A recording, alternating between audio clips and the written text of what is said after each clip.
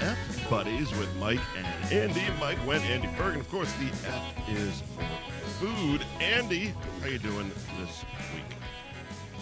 I'm okay. I haven't murdered anybody so far, yet. but it's only Tuesday, so we'll get there, I guess.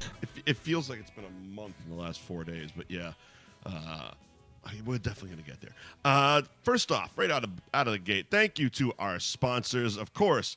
Patty Kelly's at 154 Washington Street in Peabody, at Patty Kelly's on Instagram.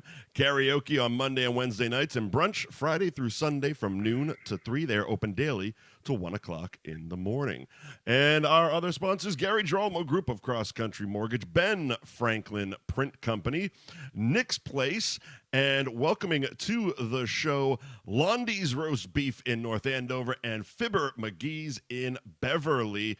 Welcome to the party, pal. Yeah, Fibbers and Londies, isn't that special? Very nice, very nice. You know what's funny is I want to address this now because people might think I was at Fibbers on Saturday night. Saw that. I went there. Yeah. I didn't go there because they were sponsoring us. I went there because I wanted chicken wings. No, I saw your post and immediately sent you a text. Hey, ask someone to sponsor the show. Yes, but I just want to make it clear. I didn't go there because they were sponsoring. I went there because I wanted chicken wings. Right. The sponsorship idea came afterwards because, listen, they're in our wheelhouse. Yes, they are. They're an Irish pub that serves chicken wings and burgers and has awesome food and drinks and bartenders. Why wouldn't they want to join the party? They're awesome. We're awesome. Let's be awesome. Let's make lemonade. So what's funny, I don't go there very often because it's actually really busy. It's hard to get a fucking table or a bar seat. Yeah. I went there early on Saturday, and I got myself a seat for the football game. Okay. And the bartender, who I didn't recognize at the time, she says to me, "Are you going to pay for the meal of some, teenage girls again this time?" The last time I was there, my daughter and her friend were there, and I creepily said, "I want to buy those girls dinner. Let me have their tab." Very nice. Didn't mention it was her fucking father.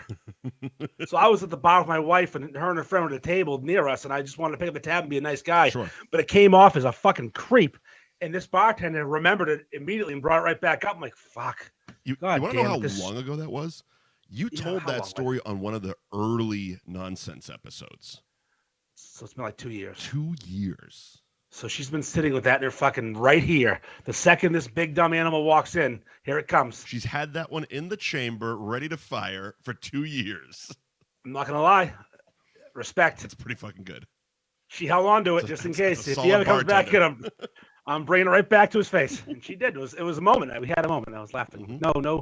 No children will be getting their tabs paid for by me today. Was it the next time? I can't guarantee that. Because I was working all weekend. Was Saturday like a double, like the afternoon and night game, or was it just a night game? Well, both Saturday and Sunday had two. Okay. And were you there for both of them, or you just do one? Just the first one. I can't. Come on. It's a long day.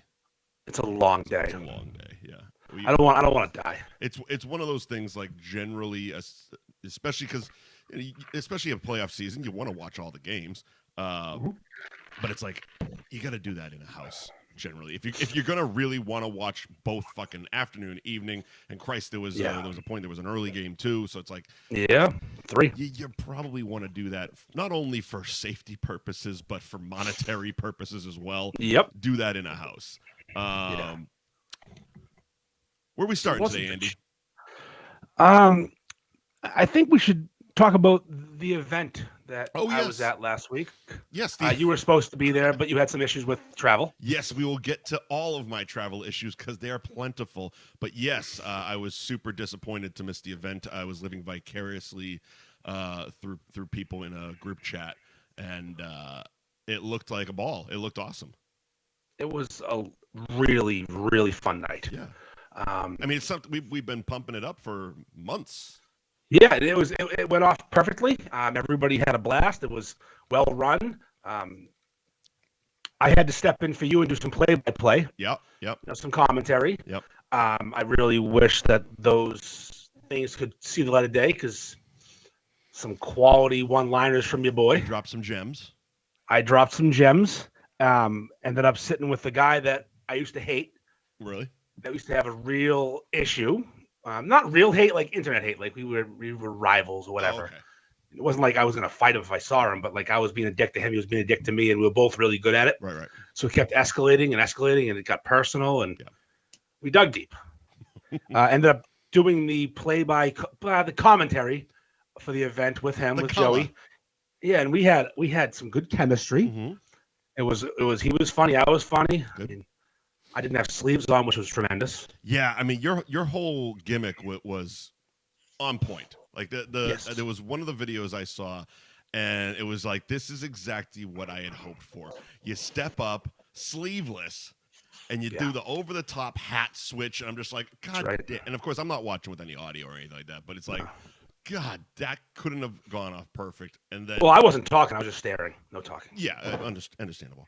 The talking, we've done enough talking, I think. We won the shit talking battle too, which is also hilarious that, and it just makes all the sense in the world that my flight got all fucked up, because like the amount of trash talking, and I didn't show up. Yeah. You were missed too. Yeah. I showed up a little late, or than I want. Not late. I was on time, but I was also on time for my wedding, but I was supposed to be there earlier. I should have been early at this event, and I showed up on time. Gotcha. So I'm scrambling through a sea of people, passing out these shirts to the members of my group. Because you had them. Who were rolling with, I had them, but I didn't have them early enough. So here I am throwing shirts at people. Right. I'm wearing a hooded sweatshirt. Haven't revealed the pipes yet. But like an asshole, the second the bell rung, it was time to go. Yeah. The pipes came out, and I fucking became the Ferg. Fucking Lincoln Hawk. The asshole, the team, the captain. The captain of this band of fucking asshole misfits. And they performed well. Yeah. Like I knew they would. Yep. There was some strategy. Well, there was a lot of strategy, actually, because you bought this event, didn't you? You paid a ringer? No. No. I like to do something called networking with people. Yes.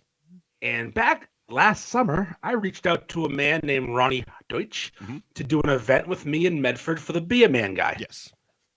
My portion of their event was the beer chug, shot of bourbon, and fucking three-way challenge. And I brought Ronnie. I brought Ronnie's friend Rick. I also brought Dan Bob and Matt Fitzmaurice. And two other cucks from fucking Kansas showed up and got embarrassed.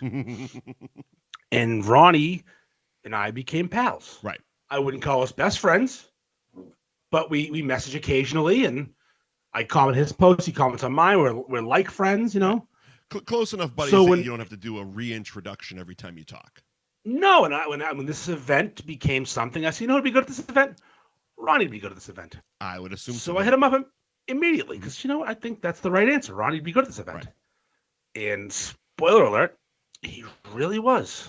Yeah. So besides your whole, Lincoln Hawk transformation there, he was definitely my favorite part of watching some of it, especially because he fit right into the role that the North Shore Beefs team had established, being a cunt.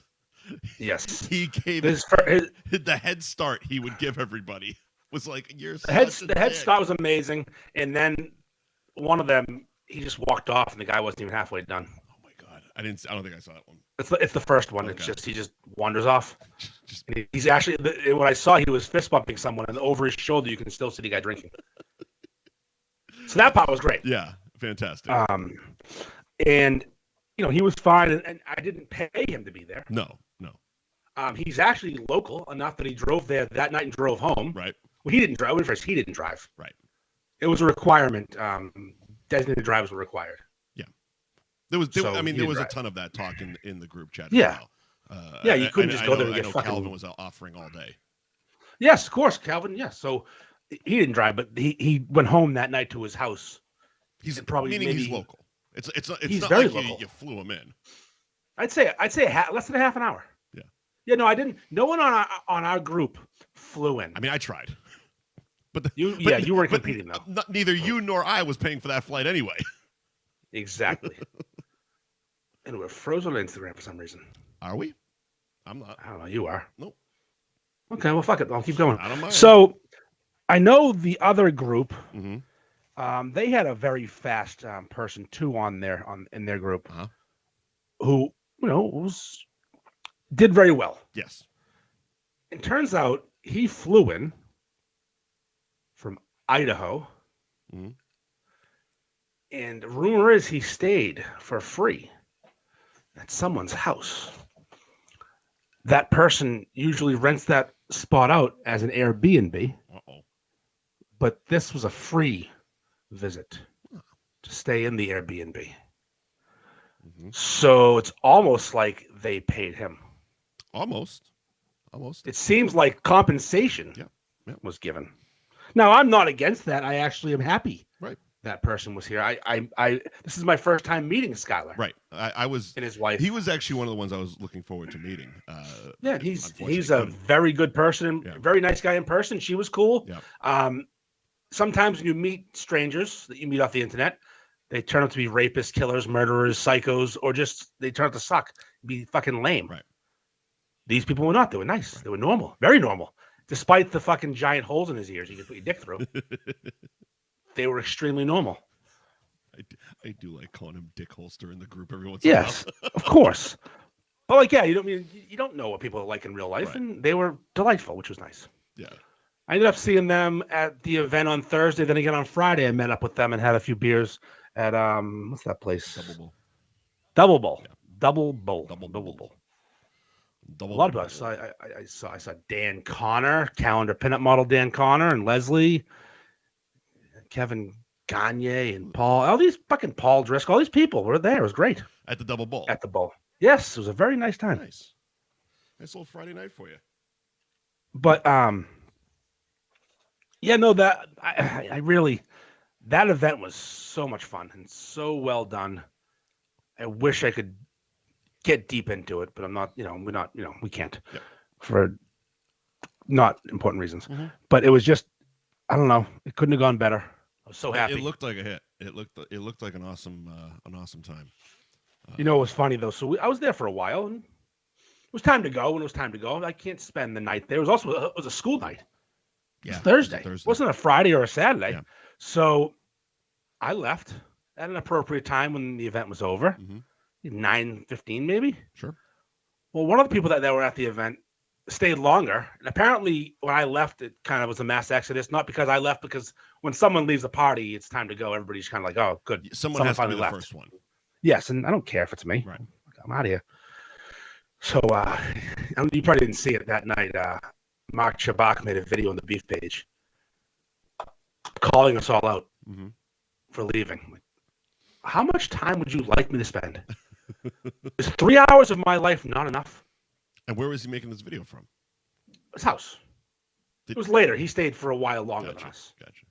But yeah, it was his house. Like, buddy, settle the fuck down. It was deleted before the next morning was there. I mean, obviously he realized that the video was stupid, but it was just funny. Like, I can't live there. I'm not bringing a fucking sleeping bag, man. Right, exactly. What time is acceptable? It's time to go. Yeah. Over 3 hours. Exactly. You know that natural time to go. It's not like we're fucking 20 anymore, where it's like, oh, we got to stay all night, man. Something might happen. The stones might show up. No, nothing's going to happen. It happened. We did it. It all happened. Well, one funny thing about that night was one of the first things they did was Jay McGrath took his shirt off for the thing. Yeah. He ripped it off and went to throw it across the table at Charlie Chugs and missed him and hit someone behind him, which was pretty funny. And then moments later, random pedestrian. Yes, yeah. Then moments later, Charlie shattered a glass. I'm like, this is off to a wild start. Wild start. But no, I mean, it was good. And I mean, when I was doing the commentary, at one point, one of the guys came up. It's a bunch of everyone's having fun and being goofy. I'm Lincoln Hawk and whatever. Right. This guy had a German, I think an American World War II helmet on. Yeah. Could have been German. Who knows? I didn't ask. Okay. I'm afraid to ask that question. All right. And he also had camouflage pants on, and he's a portly fella. Yeah. And I told him, and he didn't like this at all. I said, "You put the fat in fatigues," and he didn't like that. Probably. And that was recorded on the fucking thing and gone forever. You had to get that one in. I have to let you know. I'm so proud of that fucking joke. It's a good fucking joke.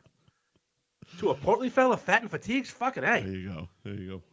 One of the things I did notice is how uniformed your team was in contrast to their team. Their team, I think 2 people had the shirt on. That was part of the thing, is I wanted this event to be kind of, on our end, a little professional. Yeah. And yeah, we had ordered shirts from our sponsor, Ben Franklin Print Co. Yep. We ordered this shirt that I'm wearing right now. Yep. And it's the highest quality as usual. Sure. You're going to love it when you get yours. You. I forgot to give it to you yesterday when I saw you. Yep. And it said, whatever in the back, and it's the fucking NWO kind of logo-ish. There was had a discussion about that. There was talk that everybody's nicknames and shit was going to be in the back, but it's much better and probably easier for Joe to just run the same shit. Yes, one thing. Yeah. He did. Yeah. And the whole the contrast in our team and theirs, I shouldn't say team, our group and theirs, was the shirt quality was outstanding, and our design is simple and nice. Theirs was all over the place, and it felt like a 6-year-old made it. He didn't go to Joe. No. He's got to go to Joe. He has to. And if you mention Joe F-Buddies, you get 10% off your order.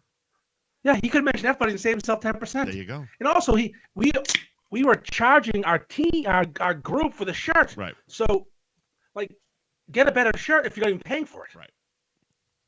$15. That's the shirt ended up costing. It's like $13.80, but I don't take $13.80. Fuck off. Give me $15 and fuck yourself. Change, really? Yeah, if we're gonna deal with change, I did the legwork. Yeah. Fuck off. Yeah. But yeah, no, there was some. Our group was well coached. Yep. Was well executed. Everyone was where they belonged, and it was really fun to watch. Yeah, and be part of. Again, I was upset that I got fucked over in the whole flight situation, but watching it looked like a really fun time.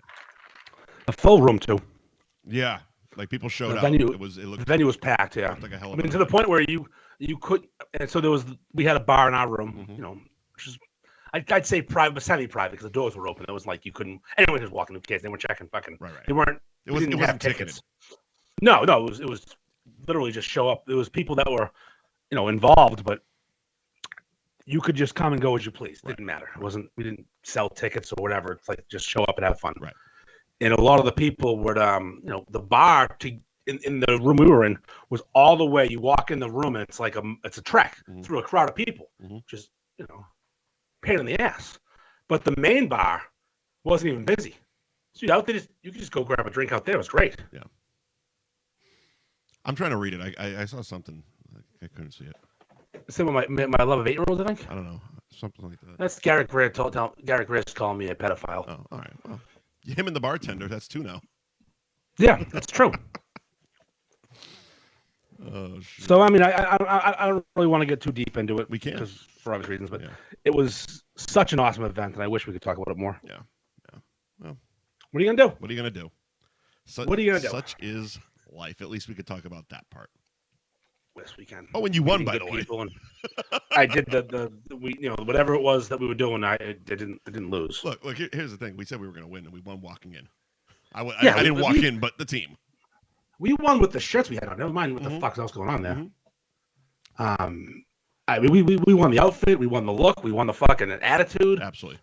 At one point, I slammed my hands on the table and glasses started flying everywhere because I didn't care. Moment of the night though was during one of the things, Charlie Chugs, instead of really trying, decided to shoot a toy gun at someone. I did see that with a foam dart. I laughed. Middle of the thing. So it was. I wish he hadn't, because he actually had a chance in that. It seemed like, because the guy wasn't trying that hard.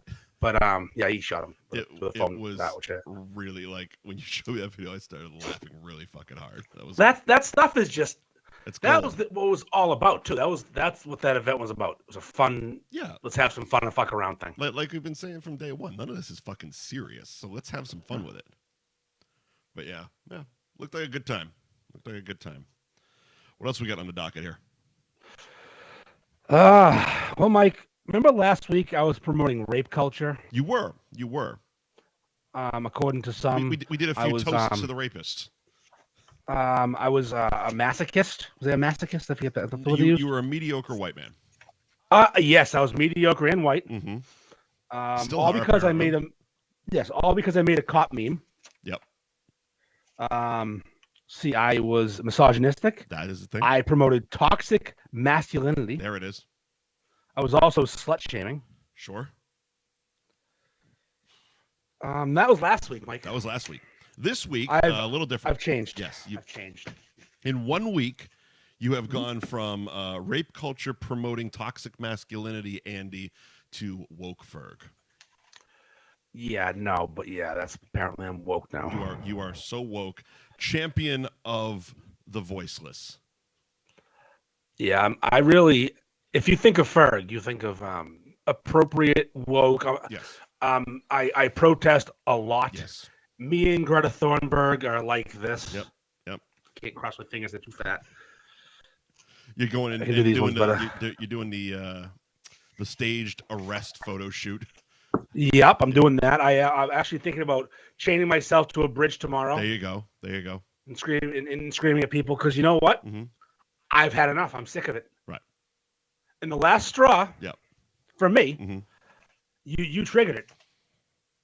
You made me switch my team to wokeness. Mm-hmm. You posted that you have nostalgia. Yep. From the now closed Splash Mountain at Disney. This is true. You're gonna miss. I am. Splash Mountain. I am. Which you are perfectly, in your right to miss it. Yeah. And I, being the cunt of the year myself. Yep. I know why they're changing Splash Mountain to a little to something different. Uh-huh. It's because the story, the theme behind the story, has some racial history. Sure. And the book, one of the books, not the book, but a book in the series of the Brer Rabbit, Yep, is called Brer Rabbit and the Tar Baby. it is. Which, if you see the picture, is super offensive. Yep. So I decided to drop that in the comments a few times. Yeah, and that's been one that specific photo that you dropped has basically been following me around every time someone wants to be that the Disney adult thing, whatever the fuck, and you're like, oh well, look what you're supporting, and it's like, come on, guy, really? Look, we all have Google. Everything back then was racist. First of all. I'm not going to defend Disney, but Disney's the racist of the year. Yes, but everything was racist back then. But yeah, so my thing comes from, and again, I get it. I understand completely why they're retheming it. And I'm not one of those that's angry. I'm not thumping my fist. Oh God damn it! How could they do this? Blah blah blah blah. My post was very simple, very honest. It's like, I got a lot of memories. I've been riding this thing since I was a fucking kid, Sure. Me and my brother were texting the other day, reminiscing about the night. I think I was like maybe 12 and he was 3 years younger, and we closed the park and there was nobody there, and we just ran up and down like 12 fucking times in a row. It's like you said, childhood nostalgia, So that's more, which is fine. That's more where I was coming from. But there are definitely a lot of people that are really upset about it for less than cool reasons. That's accurate. Yeah, I can get behind that. Yeah. And again, my reasoning for and when it comes to, so they're retheming it with Princess and the Frog. Yes. And I got no problem with Princess and the Frog having an attraction. I think it should. I've heard, I haven't actually seen it, but I've heard it's a very popular movie with a generation, I'm guessing your daughter's age? Exactly my daughter's age. Came out in 2009 when she was 2 years old. There you go. So the under 20 generation, it's a very popular Disney film, which also makes sense why I haven't seen it and why it doesn't resonate with me. Why would you see it? Exactly. So, but I do understand that, being it's a popular IP, they should have a place in the park. My issue is very logistical because where Splash Mountain is located is in the middle of Frontierland.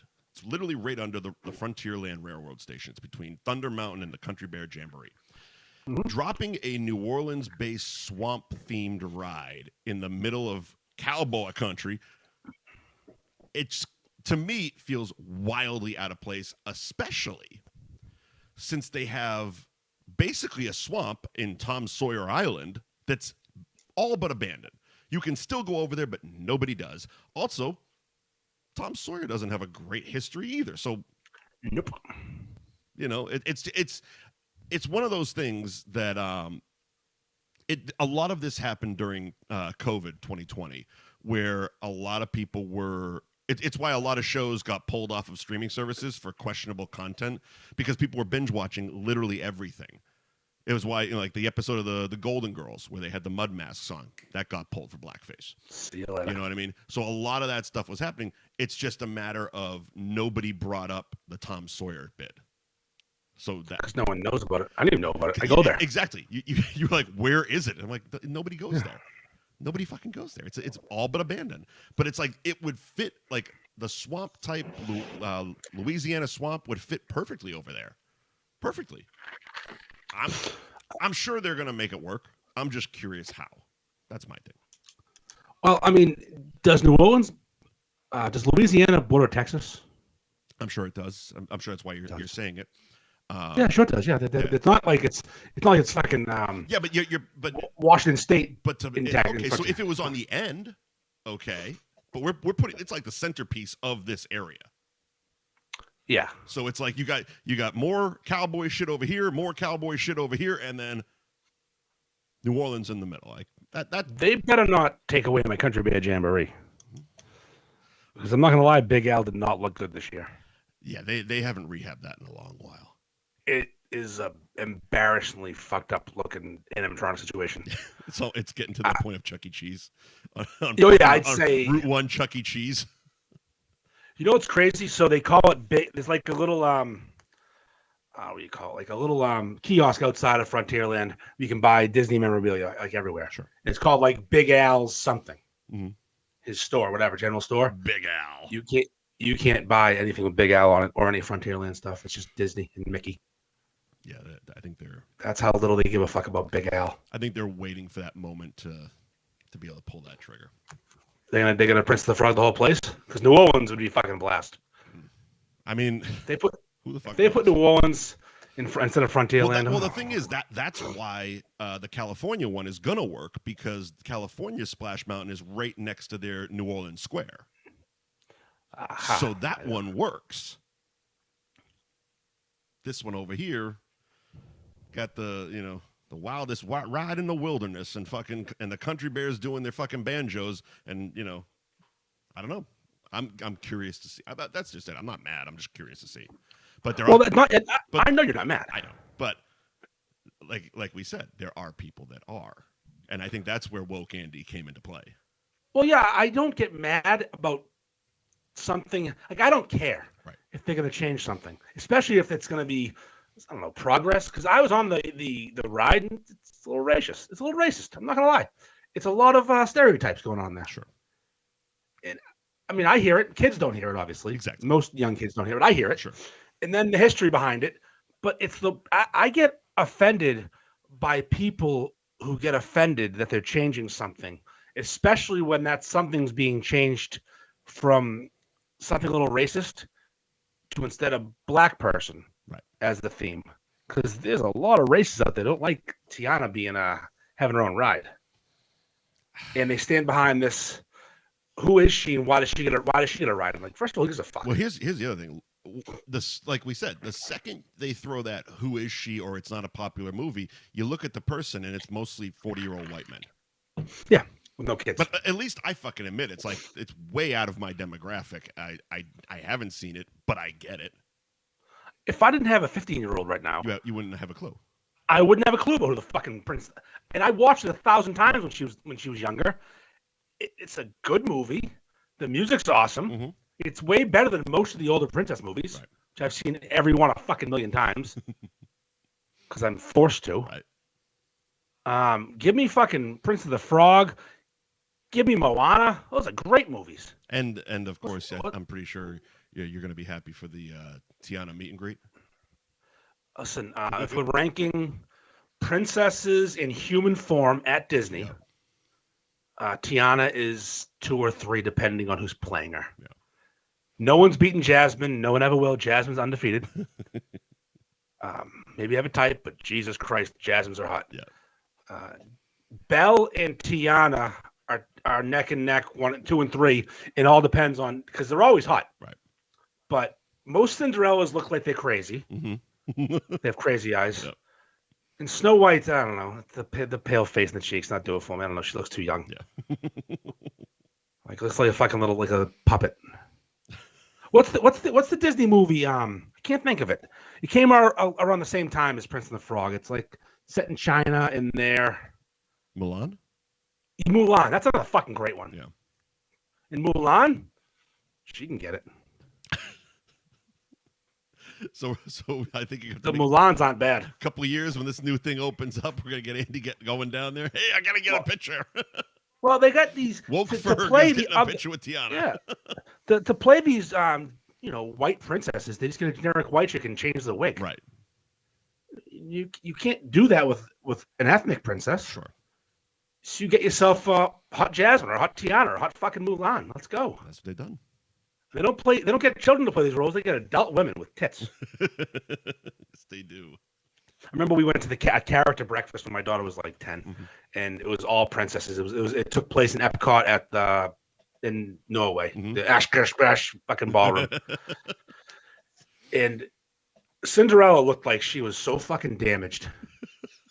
Her fucking 3-mile stare, crazy eyes. I'm like, like worse than any strip I've ever seen. She's seen some shit. She wouldn't even make eye contact. I'm like, she's pretty hot. I mean, I think that made her hotter. Yeah. She was damaged. Yeah, the methy thing about her made her hotter. Gotcha. So I'm not gonna lie to you, she was all right. Fucking strung out princess. Oh, I'll tell you, Jasmine. Jesus Christ, I'll go to Morocco right now. There you go. Well, Morocco and Epcot, I know though. Aladdin doesn't take place in Morocco. I don't know where the fuck it takes place. No, but that's where they put him. Yeah, that's where they put Jasmine, and I'm here for it. And even this year, I mean, maybe I have a type because I didn't see Jasmine because the princesses are hard to find now because of COVID. Now they're all locked up, and they had this belly dancer who was just with a band. Yeah. Obscenely hot. In Morocco. Like in Morocco, and she didn't have she had the tiniest amount of belly just to barely qualify as a belly dancer. Right. Fucking silly hot. I can't even be around. Too much, man. I'm walking backwards. My wife's yelling at me. I'm like, listen. It's the most wonderful place on earth. It really is. And I'm gonna check out the belly dancer with the hot body. Sorry. And I go, I'm just looking for Jasmine, which makes her really. She loves that. You were checking out the belly dancer while on the hunt for the other princess. Yes, I'm in Morocco. It's a small walk. I'm finding Jasmine if I can. There you go. Play a little game called Where's Jasmine? There you go. have we defended Well, no, I have. Now I want to get to a bunch of the commenters on that page. Oh, you actually have examples. Well, no, not names, but they called me woke. It's like I'm not fucking woke. I just don't like that you're offended because you're a fucking mediocre white man, Mike. That's what he was. Mm-hmm. All right. And they write these fucking paragraphs, and they're the same people who got mad when Annie became black. Oh, yeah. The Black Annie. Or what, the Black Mermaid? Yeah, doing Black Mermaids now? Little Mermaid is black now. Yeah, who gives a fuck? Right. It's a fictional creature. Here's a fun little thing. There are black people in the world. The hell you say? A decently large demographic of the world is black. Right. And they have money to spend on products. Disney already got the whites' money. And we're going to spend it anyways. Right. Most of us. Right. The percentage of people who are going to boycott Disney because the mermaid's now black is way lower than the people who now relate to a character a little better than just some fucking ginger white bitch with nice tits. Right. or some jive talking rabbit. Also, Little Mermaid's usually hot as fuck too, but the wig sucks. Yeah. That wig is terrible. Little Mermaid, cartoon-wise, is probably the hottest princess. Not to get creepy because she's probably a child, but Little Mermaid can get it. I give them a lot of credit because those wigs are like 30 pounds. Yeah, no. That what's the Scottish princess? What's her name? I don't know. Merida. Yeah. Yeah, is it like shit in Spanish? Yeah. Yeah, it's shit in Spanish. Yeah, her name is Merida, which is also shit in Spanish. That's fucking hilarious. I don't know the fuck. I think it's spelled different, but it's pronounced Merida. Merida. I don't think they fact check that one. Yeah, everyone should talk to you when they name things. I can tell you what it means somewhere else.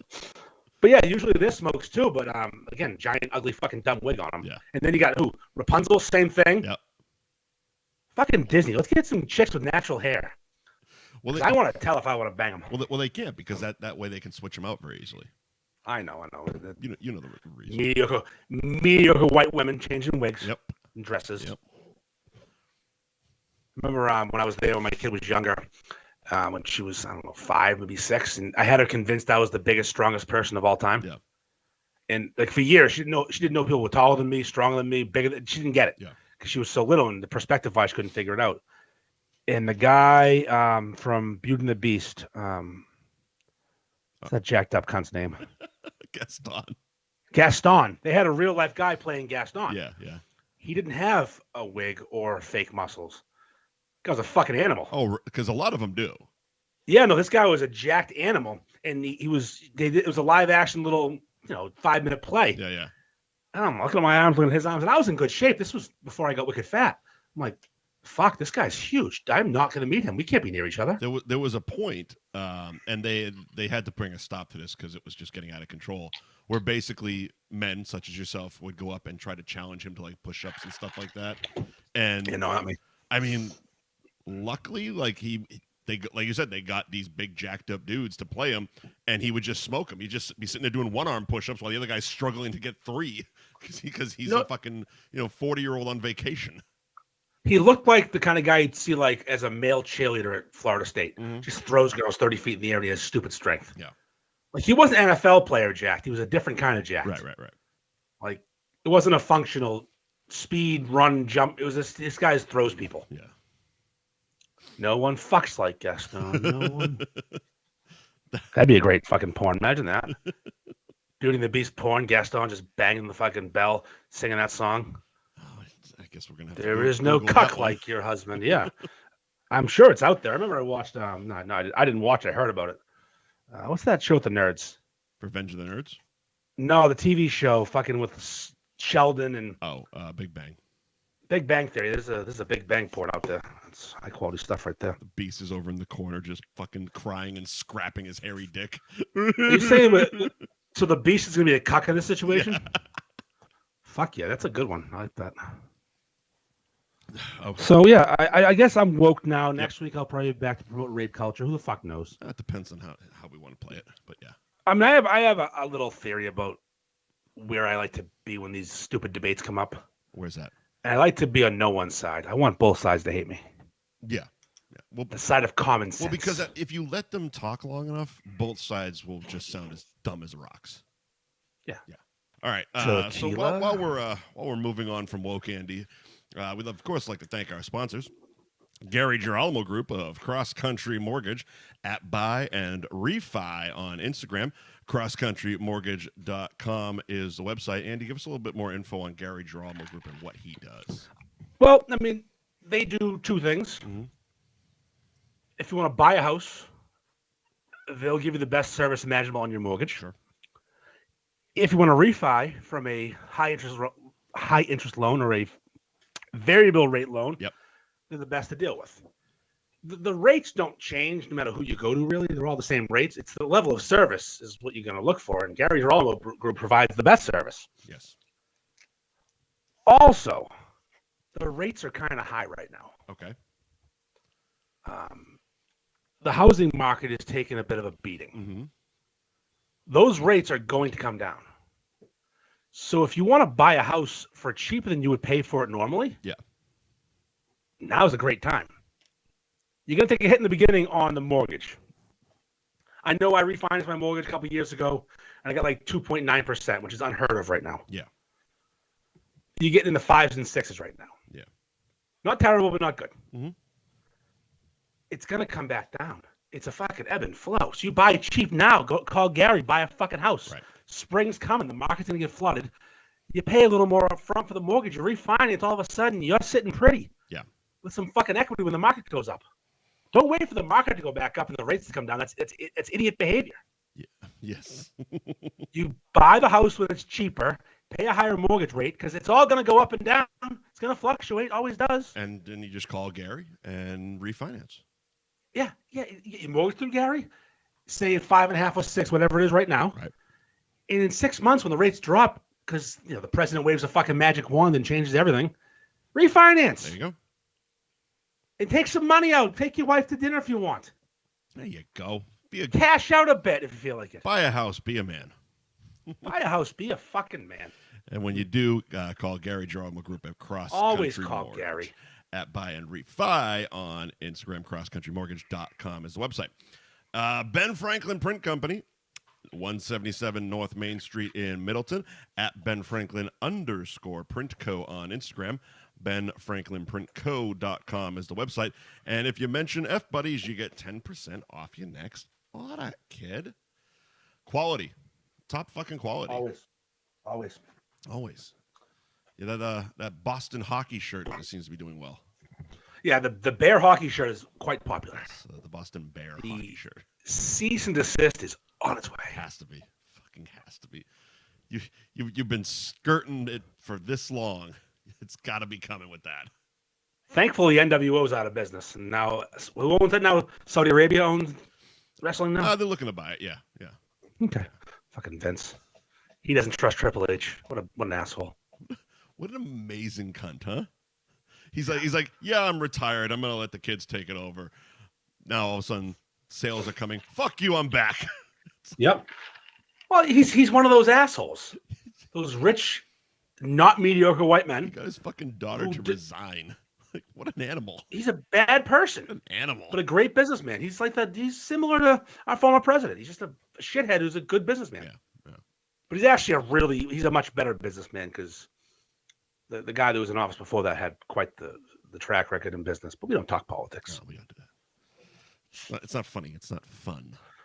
Vince over Donald. Yeah. As far as business goes. Yeah. Vince's dad, actually, no, because Vince's dad was good. Vince is fucking great. Yeah, but Vince is a fucking animal. Vince took his dad's he's a bad person. I mean, he literally basically lied to his dad. He's like, yeah, I won't go after your friends and the territories and all that stuff. Signs it over to him. All right, I'm buying all you bitches out. I'm taking all your talent. Some people have the balls to, when they're the one doing the work, to take a business from the elderly parent. Right. Some people have the balls to actually do this and not be a complete fucking cuck and just let daddy own it forever. Like, Vince is I'm one of those people. Vince is one of those people. Some people are pussies and they just let daddy write the checks forever in perpetuity. Whoever might you be referring to? I don't have names. It's just an idea. Mm-hmm. An idea. Like myself, my brother own our family business. Right. Because we bought it from our mother. Our dad started it. She took it over when he passed away. We bought it from her because it was time, the right thing to do. We came up with a number that was fair for everyone. We followed the rules, hired a lawyer, as you do. As you do. Some people just get confused and want to buy things but don't pull the trigger and spend their money on hair plugs.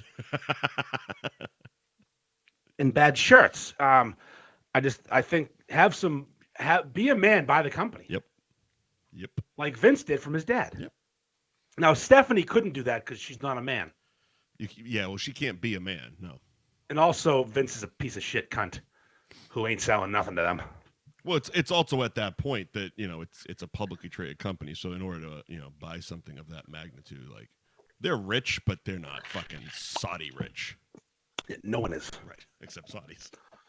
Do you think Vince challenged Triple H to a deadlift competition and won, and that's why it had to end? I bet he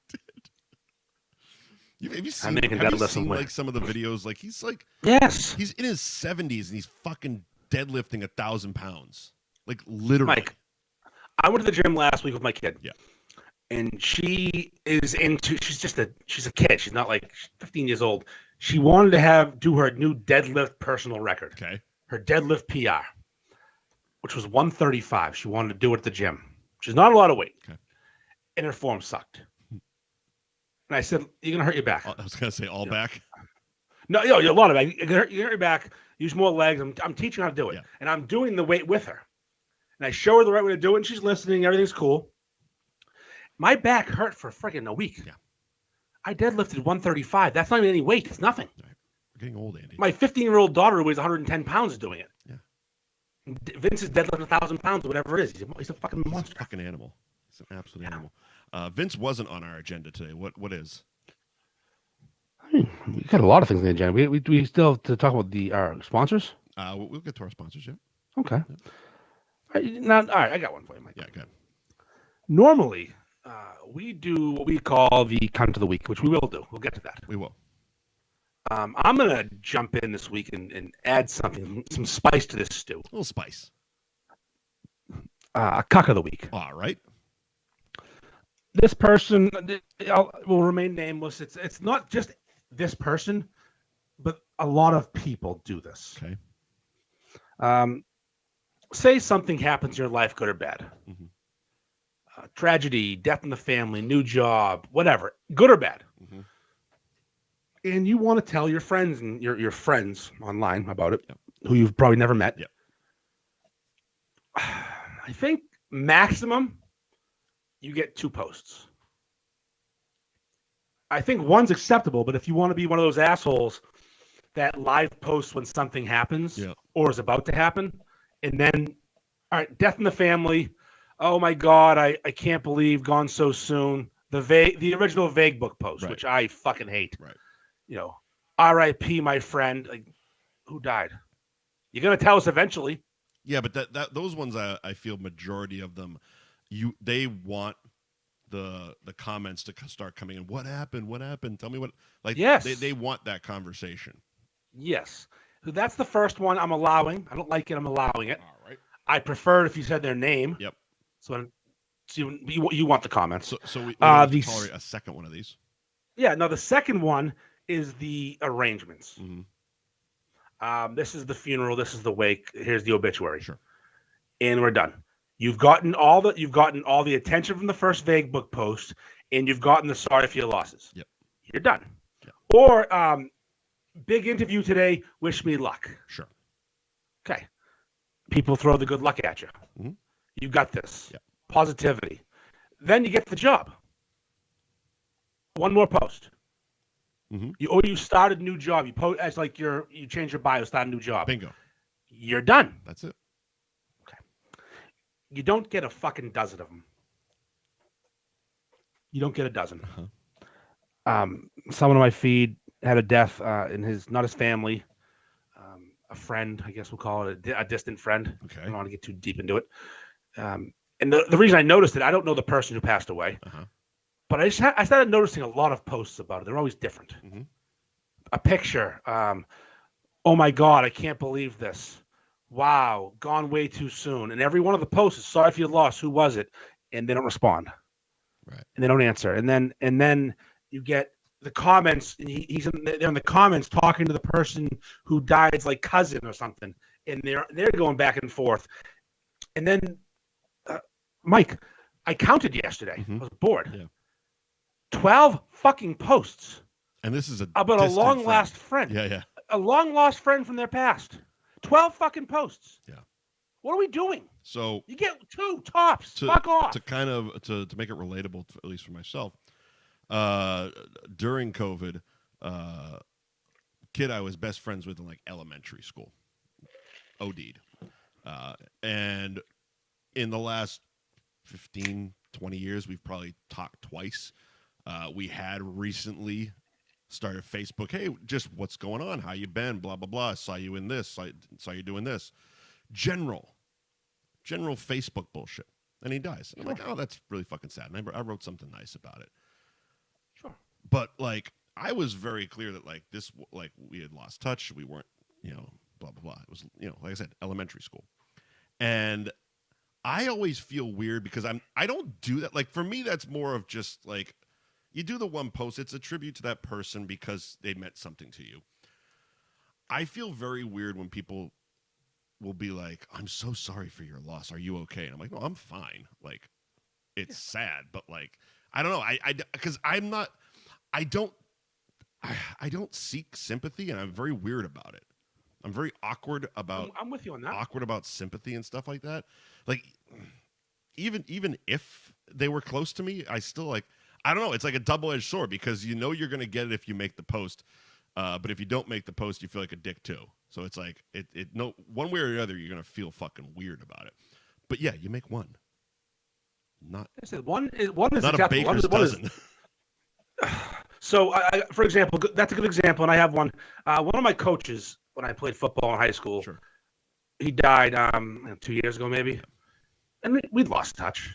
Besides, again, occasional like on Facebook, Right. But he was a really good coach and one of the few coaches that actually mattered. And he, after I graduated, I wasn't good at I wasn't a fucking stud at football. I was just a guy on the team. Yeah.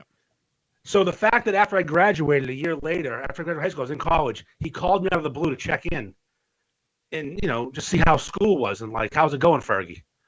And he had this way about him. The name was Lee Miller. And he used to talk real funny and he'd like whisper, growl, Fergie. So I answered the phone. And, he was a black man, not a Scottish man. And I answered the phone and I just tell you, hello, and the old landlines. This was the 90s. Yeah. And I just hear on the phone, Fergie, you looking to biz somebody? Because biz was the word for hitting someone hard in football, PBD. It was a biz. They had T-shirts. Okay. And I'm like, hi, coach. And he's like, and he got normal. He goes, how you doing, blah, blah. We had a good conversation. That's a weird and start. It was just, of course it was, but that's how he talked. Yeah. He'd always walk around going, you looking to biz somebody? And it was always this, and he wasn't even my positional coach. I was a fat lineman. Yeah. He was the running back coach. We didn't interact, but he just was this nice guy. So he passed away. I don't know how he died, but he passed away. And so I don't do this ever.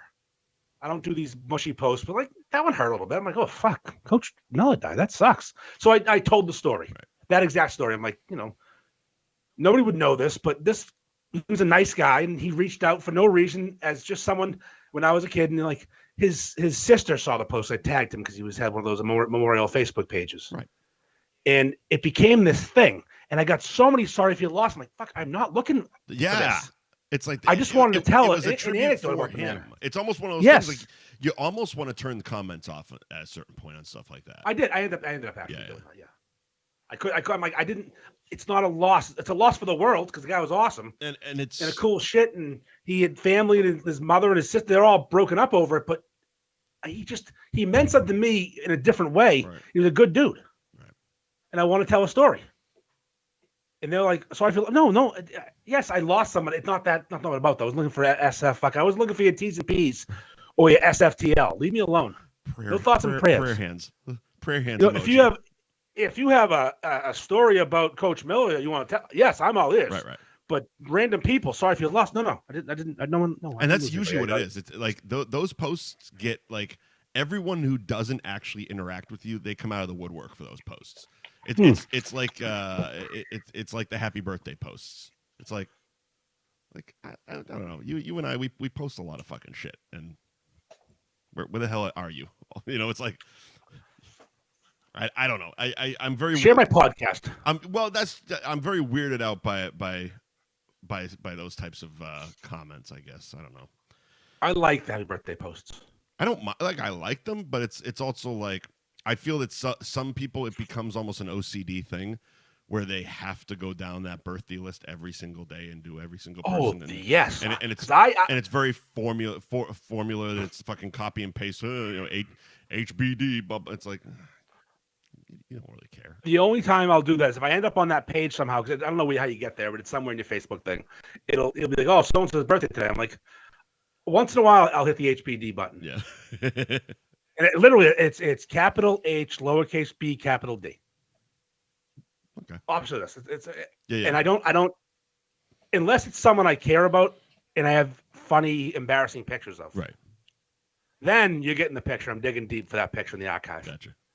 Like I have a picture of Harambe from 5th grade that I took a picture off of his aunt's refrigerator. She had his 5th grade picture, and he's fat. He's got a bowl cut, wearing a chain with a wife beater and an open red shirt. And I said, I now own this forever.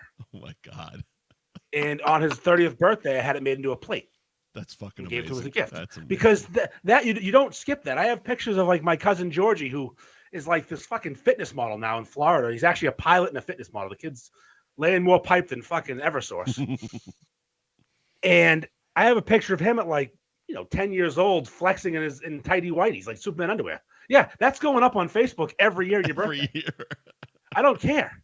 It happens. Like my cousin Anthony, who's this fucking jujitsu kid who looks like a fucking albino gorilla. Because I have a few of them in my family. Right. I have a very bad picture of him as a baby. It's going up. Sorry, on their birthday. But I'm actually wicked guilty though. After my birthday, because I get you get a fair amount of happy birthdays. Mm-hmm. I'm right before the birthday and right after. I'm actually into it. I do I'll HBD a lot of people. I feel like I should because I just got a lot. Right. In that last day and a half. Fuck off. My thing that when it happens around my birthday is like, if you're gonna even if it feels very formatted and has a copy and paste fucking happy birthday, my OCD is I have to at least comment thank you to every single one of them, which gets I like them. It can get tedious. I don't go thank you. I like. Yeah. I might thank a few. If you're clever. Yeah. I think you're clever, you get a response. That point where it's like definitely liking all of them, but definitely making sure to thank the ones you can tell took the time and gave a shit about your actual fucking birthday. Yeah. A picture, a nickname, something not generic. Yeah, exactly. Happy birthday to Balloon, you're getting a fucking like.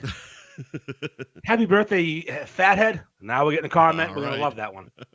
Thank you. Okay, and your sister. Fuck your sister's ass. Happy birthday. All right, we're in. There you go. So I'm going to say the cuck of the week is people who they seek and beg for sympathy and attention over tragedy or triumph. Yeah, they want to make other people's shit. They want to it's basically co-opting other people's shit, whether it's a death or it's an accomplishment. But 12 posts because someone you used to know died. That's a lot. That's enough. That's a lot. That's a problem. If I did that when I was in my 20s and early 30s as a resident of the heroin capital of the world, Peabody, Massachusetts, when I was a kid, I'd still be typing. I would never have stopped typing because I was at a wake a week back then, and no one cared. Yeah. Been to a lot of fucking wakes, and I didn't 12 posted. No, and you're still not talking. I'd be up to 1,000. I'd be up to 1,000 posts. A wake a week. That's actually that's Peabody. That's the Peabody documentary. Awake a Week. Ooh. That's a good title, actually, for it. Craig Kimberly, make a movie. Wake a Week. The downfall of Peabody's youth, heroin. So I think we're gonna get deeper into it a little bit later on, probably closer to when it comes out. But I don't know if it's noticeable or not, but I definitely feel it. I'm fucking exhausted.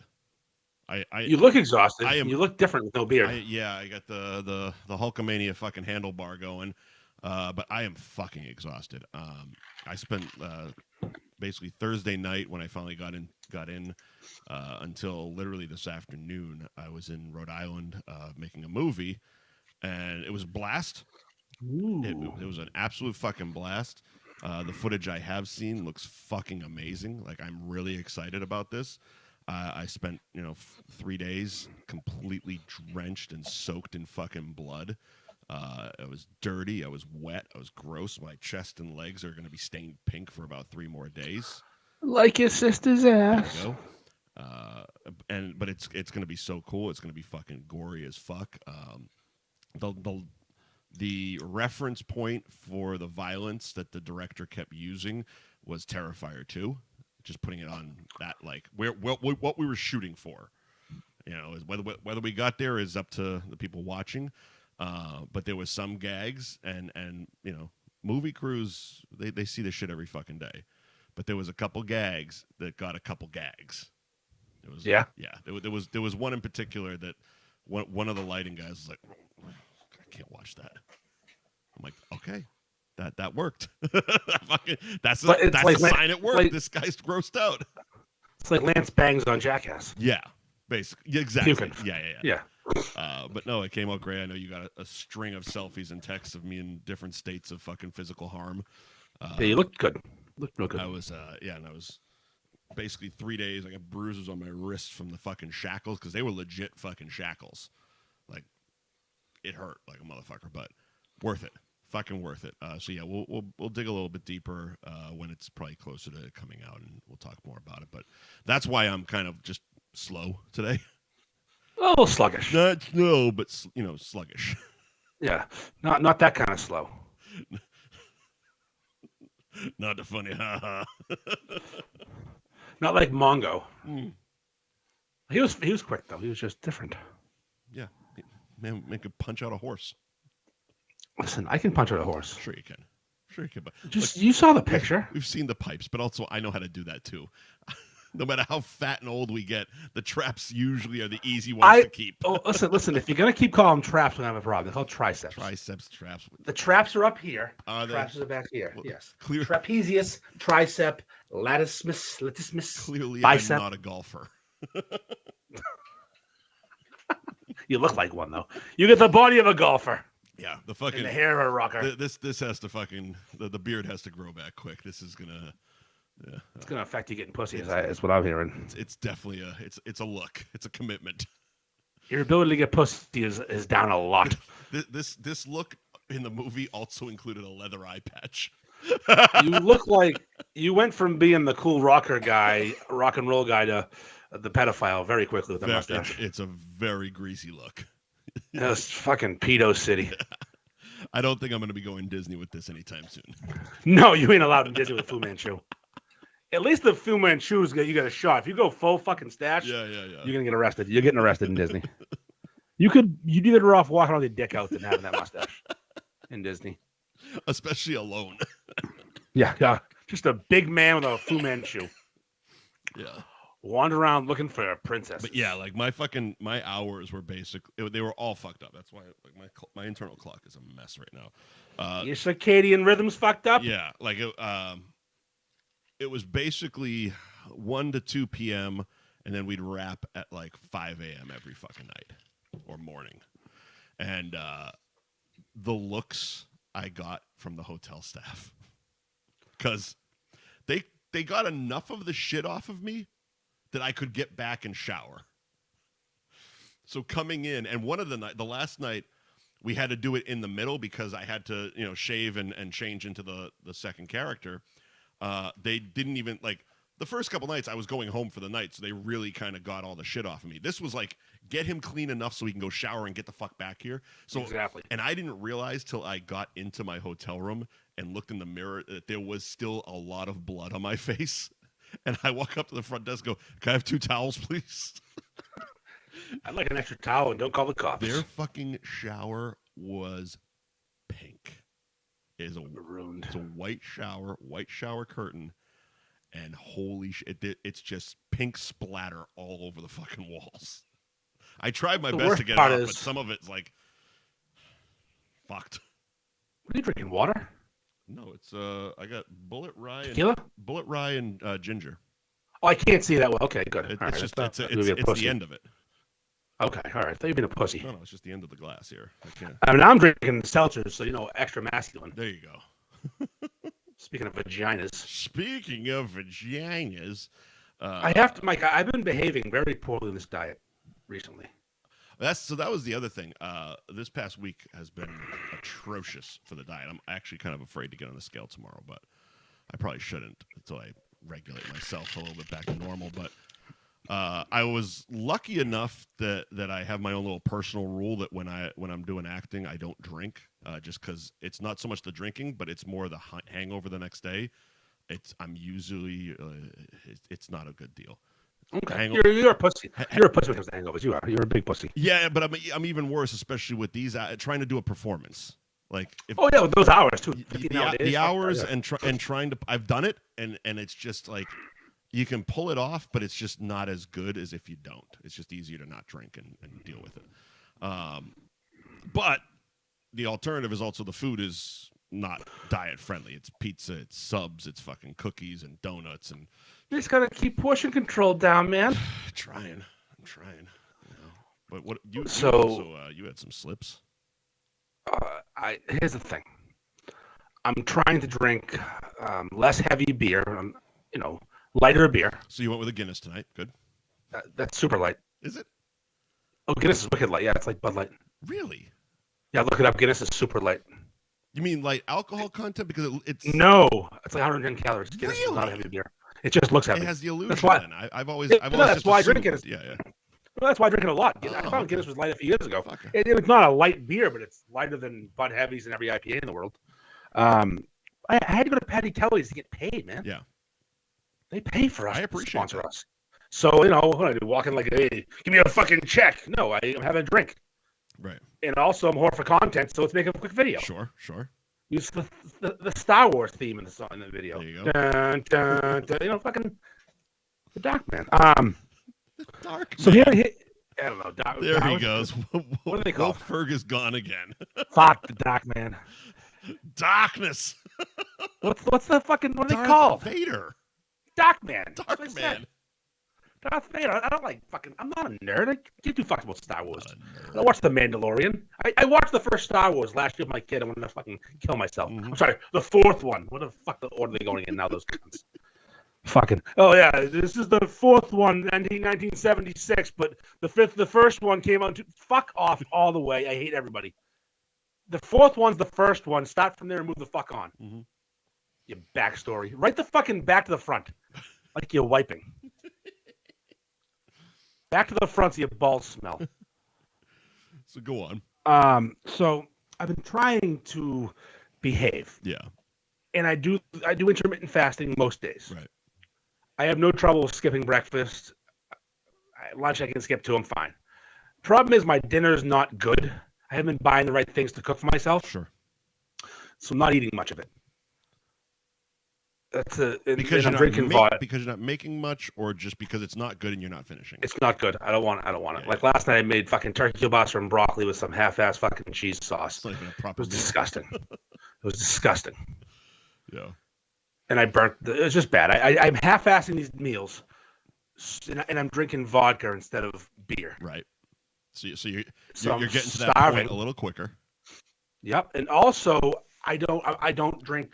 I drink everything at the beer pace. We've talked about this. Yes, And wine's fine. Wine and beer is similar enough. Vodka is not. Right.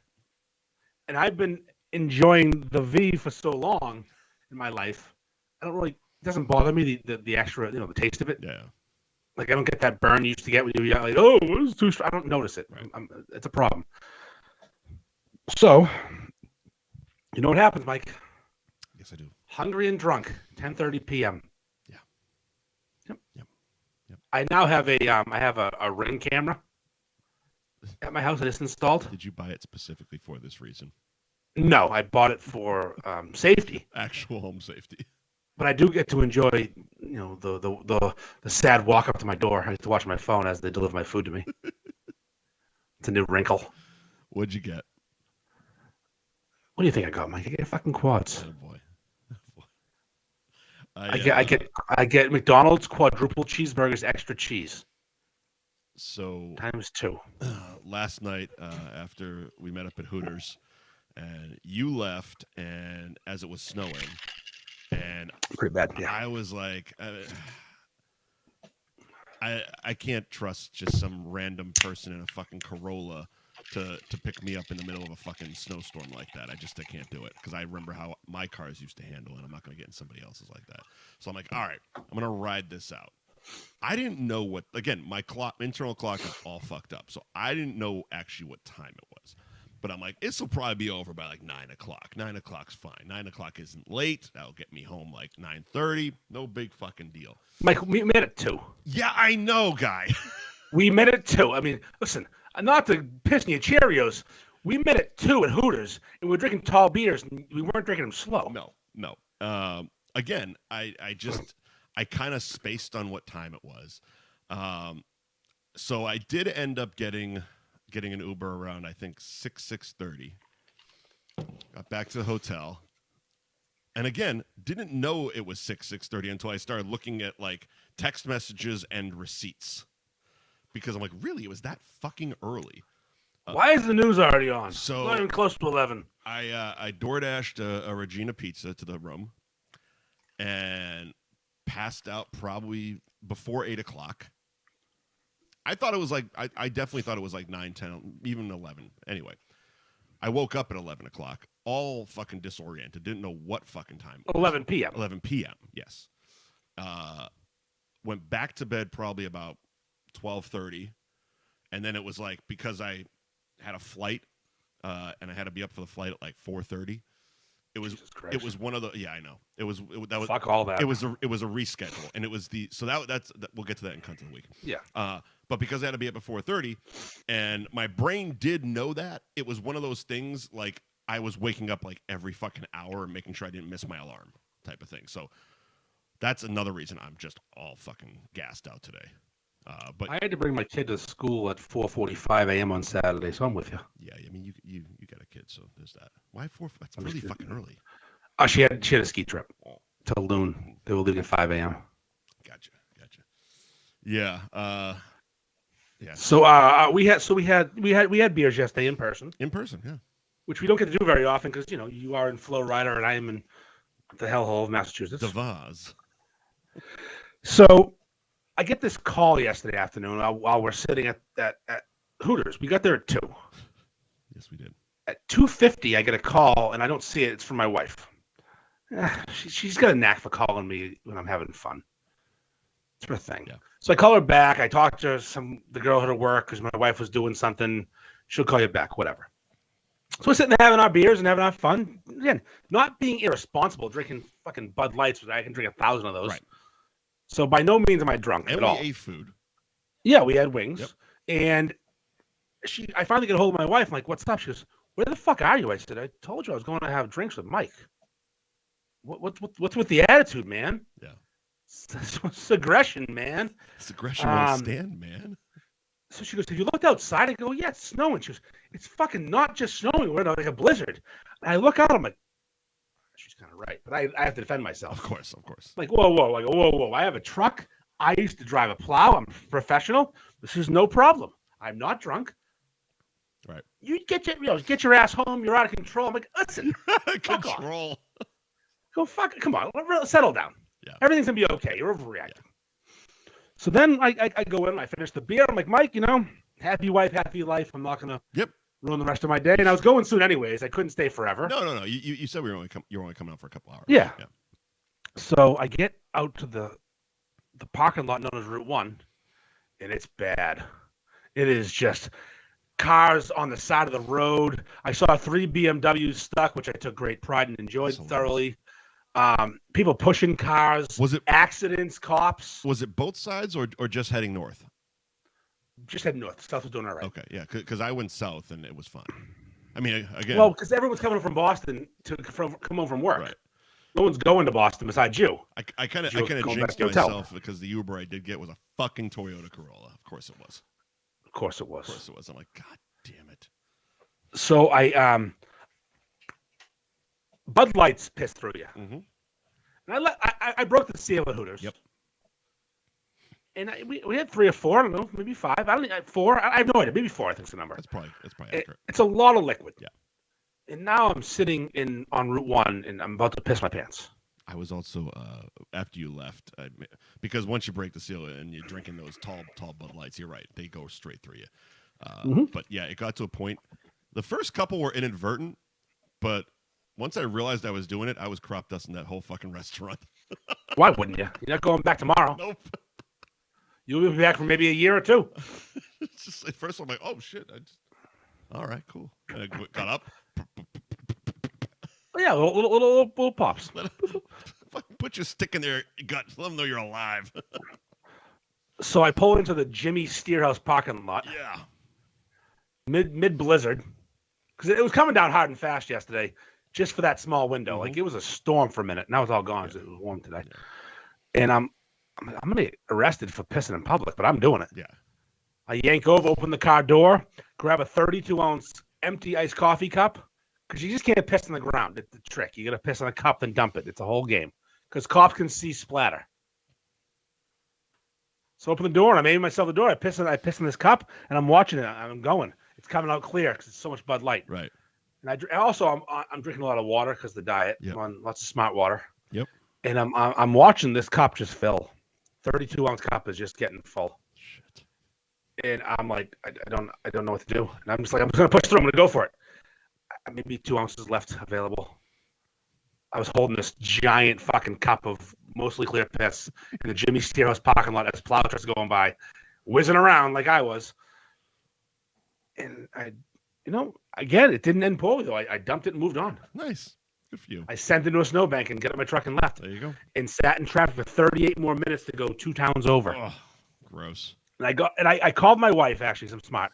And she answered the phone. She goes, "What's up, stupid?" I love Mrs. Ferg. I go, I'm just calling to say one thing, and you can let me know. You were right. She goes, "What do you mean?" I go, "The roads are awful. Yep. I'll be home in like an hour. Yep. Pray for me. I need some thoughts and prayers."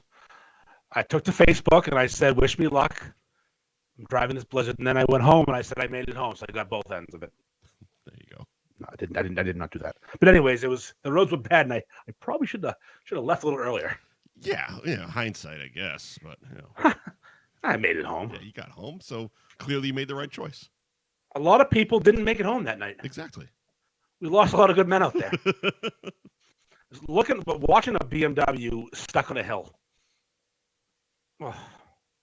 This weekend was very much a weekend. It was like fucking 5, almost 6 days, I guess. Was a shining example, just a reminder, I guess, of why I fucking moved. Like I got off the plane, walked out of Logan, it immediately started hailing, and then it rained the rest of the weekend. And then when I saw you, it starts fucking snowing. I'm like, this is why. Why Florida? Because it's cold, it's wet, it's gray, it's fucking damp, it's gross. I can appreciate about you, though. What's that? You did in the beginning because you were being a cunt to certain people. Yeah. Your Florida brag posts. Yeah. I mean, no, yeah, I don't need those were on purpose. I get there was a whole thing there. I got it. Yeah. You were bothering people. Yeah, I was. But now it's like I live here, so it's like it's no different than anything else. But it's like, fuck all that. No, your buddy Rich. Well, Rich is new. Rich is. He's so fucking annoying. Who cares? Congratulations, you moved to fucking Florida. First of all, enjoy your life. First of all, Rich is a cunt. Yeah. But he's also new to Florida, and this is his first winter. See, I've also did a winter down here. You've been a while. Yeah, I did a full winter down here last year. So now it's kind of like, okay, I get it. This is what it is. But going back up in the winter. Listen, we get it, Rich. You now sell tires in Florida. Relax. Enjoy your life. You can't shovel sunshine. You can go fuck yourself, though, Rich. Is that what he said? Something like that. I think he posted, "Oh, how's the weather up there?" And I think it was like hashtag shovel sunshine. Fuck. Yeah. Well, it's fine. I've lived here my whole life. Yeah. I was outside drinking beer, snowblowing last night, having myself a time. Yeah. It's just. I wasn't upset. Yeah. It's like it sucked for me. I was like, this is bullshit. Like, it was cold and wet, and I don't do cold and wet anymore. I just don't do that. I do much better in the winter than I would in the Florida summer. I know that about myself. Yeah. Especially with my job. I couldn't do it. I've always, used the analogy that I'd rather sweat than shovel any day. And it wasn't the act of shoveling, but shoveling resembling winter. But also mine had a lot to do, I think, with like working overnights and having to go in and being, I never had a car that did well in the snow. So I spent many a fucking night in snowbanks calling the guy who was off at midnight being like, look, I might get in. I don't know what's going to happen. I'm trying to get the car out of the snowbank. And it happened all too regularly at like midnight. So I told my wife yesterday when she was complaining, listen, I have a 3/4 ton pickup truck with new Michelins in 4-wheel drive. We're going to be okay. Yeah. And like Rich, I used to sell tires. Yeah. And I know about siping. What's that? And my tire, it's the little slits in the tires that they give you snow traction. My tires have high quality sipes. Good snipes. Sipes. Fucking big city snipes kid. Season 2, Shorzy coming up. Very excited. Speaking of new shows, I gave the new Night Court a try. I did too. Oh, so you don't have... What? That was the worst thing I've ever seen in my life. Mike, the canned laughter? Oh, yeah. The setup jokes?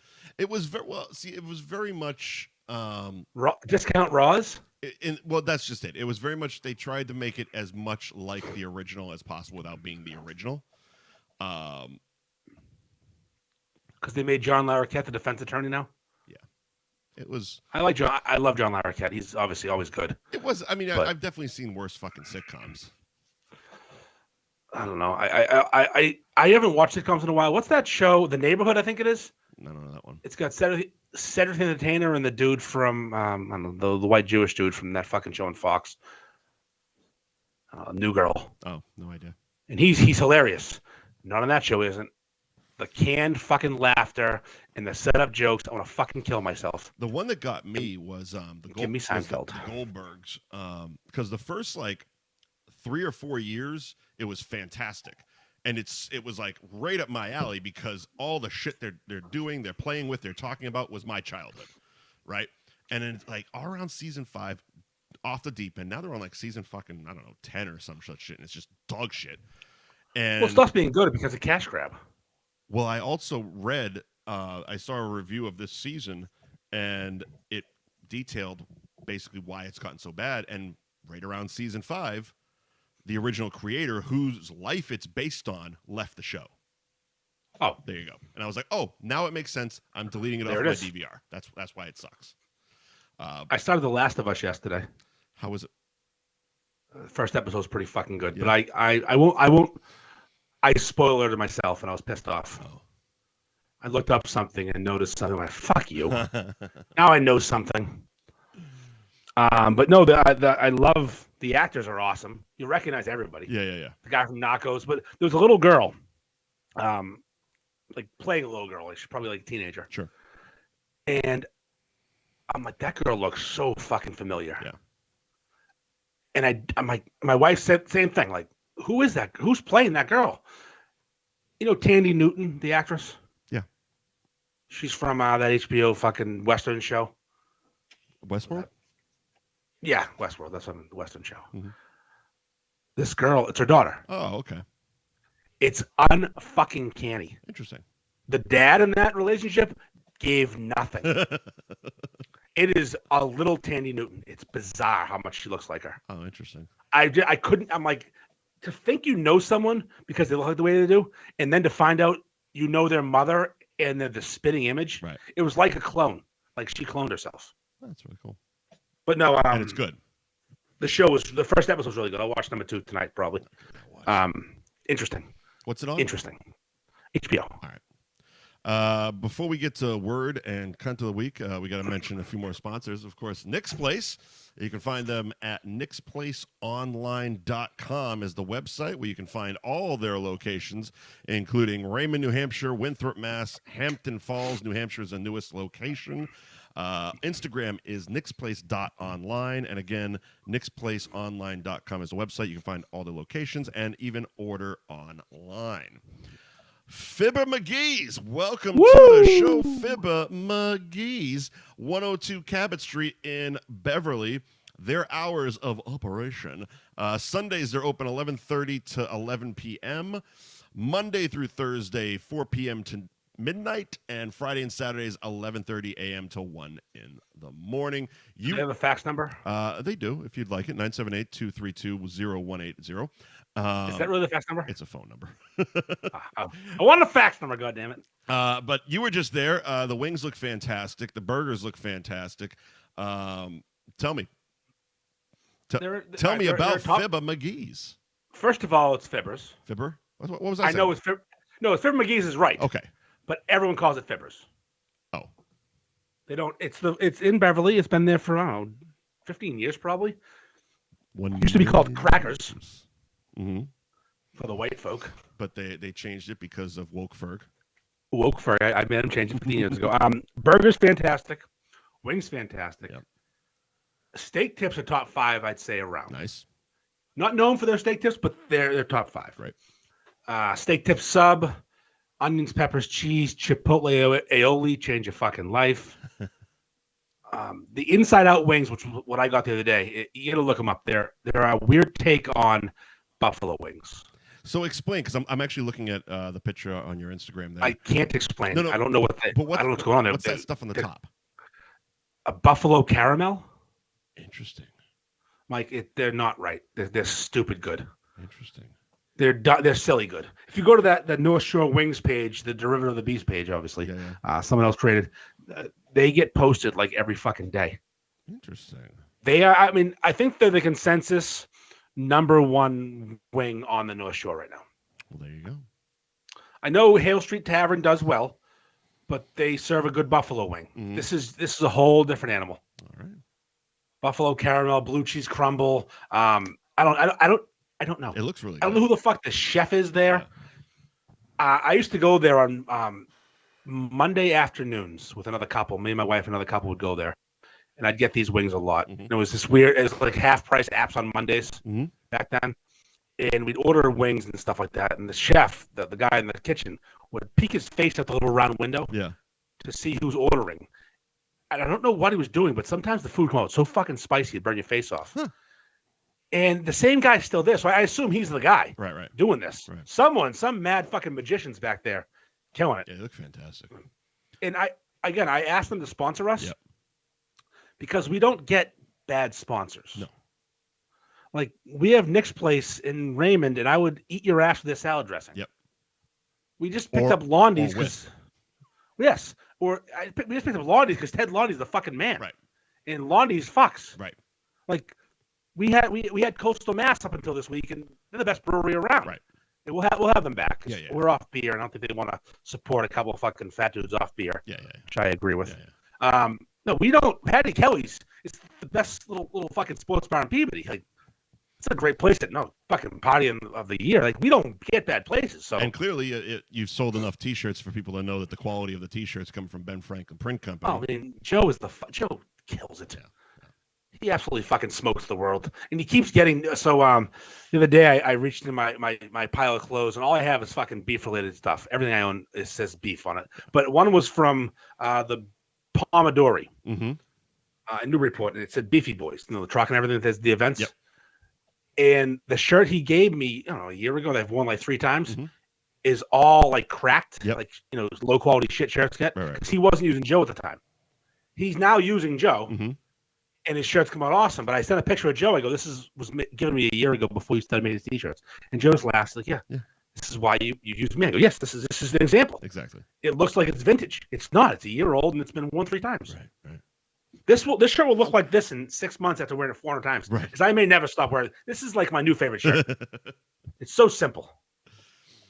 So once again, thank you to Fibber McGee's at 102 Cabot Street in Beverly. Fibber McGee's, Fibber, let me look at their website. It's over the thing. Yeah, Fibbers Beverly. That's probably why people say it. FibbersBeverly.com is the website. Fibbers. And Fibber McGee's Beverly is the Instagram. Check that for not only the fantastic pictures of the wings we just talked about, but also their hours. And, of course, we mentioned Londy's. Londy's Roast Beef and Pizza, 350 Winthrop Ave in North Andover. They are open 11 a.m. to 9 p.m. Monday through Saturday, closed on Sundays. You can find them on Instagram, Londy's Roast Beef, and the website is londysroastbeef.com. And it's one of those things, like, when we first met, North Andover Londy's. North Andover Londy's, yes. When we first met, and I think it's the quality of the Londy's has a lot to do with Ted, right? That's what I've got. Everything to do with Ted? Yeah, exactly. Everything to do with Ted, yes. Yeah, exactly. Because I just want to welcome Fibber McGee to the show real quick because Fibbers just joined. Hey, Fibbers. Welcome to the show. We just roll it back a little bit, and you can hear all about your fantastic wings. Yes. But, yeah, when we first met, like the one in the Londy's in Peabody was like the place the beef group was all just fucking jerking off. And the Mecca. And it was like I think it was right around when we filmed the TV segment that Ted was like sold it. Yeah, he sold it. Yeah. But now he opened up this North Andover one, and once again, boom, right back on top. I haven't seen a bad thing said about them. Ted does not miss. When Ted owns a Londy's, enjoy it while it lasts. He won't own it forever. He's not trying to own a roast beef shop for 30 years. Right. But while he owns it, it's going to be one of the best places. Back when he owned Peabody, the market was weak. Yeah. No one was doing Ted stuff. Right. Now there's other places, putting their effort in, doing great sandwiches. So Ted's back in the conversation, which is awesome. Right. And it's proof that, like, as soon as he opened this place, it was the go-to place. It says something about like him and the quality he brings to the fucking table. He does such like his restaurants are beautiful. Yep. You can eat off the floor. His door quality is top notch, as you saw in Adam Jumptown's video. Yes. The door did not break. Fucking Jumptown. Absolute fucking animal. But no, Teddy. You know what the best thing about Ted? I don't know a lot of the beef shop owners socially. Sure. I mean, I haven't drank with a lot of them, I guess I'll say. Sure. I've drank with Harry from Bella's a couple times. I've drank with Ted a handful of times. Sure. Ted is a good fucking guy. Yeah. He's fun. Yeah. He's a party. Like we did like a I don't know, a get together. Let's all go to Silver Street Grill like a year ago maybe. Okay. And I invited a handful of people, and I always invite Ted to these things because he might show. Yeah. He showed up and he was just awesome all night long. He remembers names of people who posted. No, Ted's the man. Yeah. So thank you, Londy's Roast Beef and Pizza, for joining F Buddies. Once again, they're at 350 Winthrop Ave in North Andover, and they are open 11 a.m. to 9 p.m. Monday through Saturdays, closed on Sundays. Find them on Instagram at Londy's Roast Beef, and londysroastbeef.com is the website. All right. Word of the week. Are we ready for it? Yeah. This week's Word of the week is Tallahassee gas mask. Want to take some guesses? I don't even want to.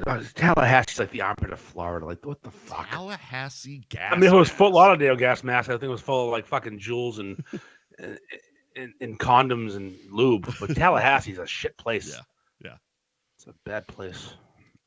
No guesses. No, I'm not. I'm not even gonna take a chance. This is your problem. All right, Tallahassee gas mask. When a person splatter farts into a hotel-provided shower cap and sneaks up behind a loved one and pulls it around their face like a gas mask. And to use it in a sentence, my wife was screaming at me, so I gave her a Tallahassee gas mask to calm her down. And then I said, "Go make me a chicken pot pie, woman." Well, I don't think that'll calm anyone down. I believe the Tallahassee gas mask is grounds for divorce. Splatter farts is such a How do great you know word. when a splatter fart's coming, though? I get it. Spray fart and splatter fart exist. How do you know it's coming? Oh, my God. I sit down. If you feel a little tickle, you sit down, you're like, I don't know what's next. You can't plan for that. I think it's one of those things you have to have recall of what you ate the night before. There's Indian food is involved. Okay, there's get Indian food. Certain things that will provide you with a go-to splatter fart. I don't know. I don't know what splatter farts. It's a great word, though. Such a great fucking phrase. I want to start a group in North Shore, splatter farts. That should be the nickname of that other group. Yes, the splatter farts. How do you the logistics of it? You have to be in a hotel. Yep. You have to have a shower cap provided by the hotel. Your wife must already be mad at you because Yep. you can't just do it to a nice wife. Right. And you must have had Indian food the night before. Woo! Splatter fart. And then the perfect storm is the splatter fart and the shower cap over her mouth, and then you're divorced. Yep. Congratulations, you're now divorced. Cunt of the week. I try to live my life every day. Keep out of strife, come what may. I try to do unto others as I'd have them do to me. But it can't be done for everyone, and now it's plain to see.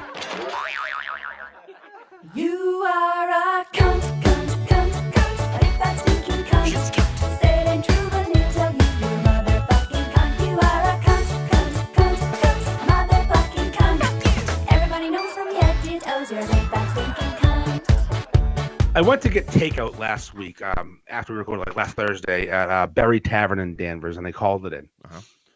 And Berry Tavern in Danvers is kind of a small place, Italian restaurant, pizza, pastas, whatever. I ordered 2 salads because I'm living a sad life, one for me, one for my wife, and a pizza for my daughter. Yep. And I go in, and I tell the woman I'm here, and she's like, "Oh, it's not ready yet. Be a few minutes." And the place is tiny, so I go outside, like 5 steps away out this glass door just to breathe. Mm-hmm. I'm claustrophobic and I hate people.